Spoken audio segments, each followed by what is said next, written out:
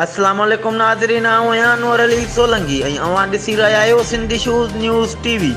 Sindhi shoes news TV bulletin में अवां खे भलीकार ख़बरुनि जो सिलसिलो जारी। ख़बर शामिल कंदासीं मटियारी जे ब्यूरो चीफ सागर सोलंकीअ जी। मटियारीअ लॻ ॻोठ मिसरी जखरे जा भरिसां बचाव बंदि साम्हूं मरी बिरादरीअ जे घरनि खे बाहि अल्लाह तल्ह सड़ी रख थी वियो।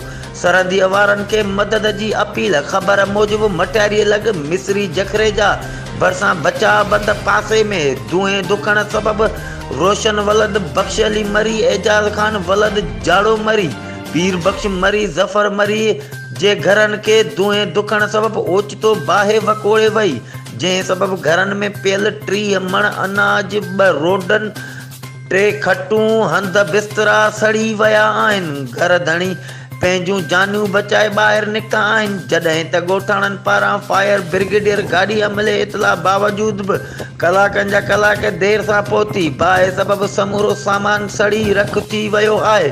मुतासिर खुलियल आसमान हेठि बेयारो मददगार वेठल आहिनि।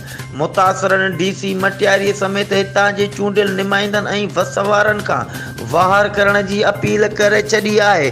ही हुयूं हिन वक़्त ताईं जूं अपडेट्स। वधीक ख़बरुनि ऐं अपडेट्स लाइ ॾिसंदा रहो सिंधी शूज़ न्यूज़ टीवी।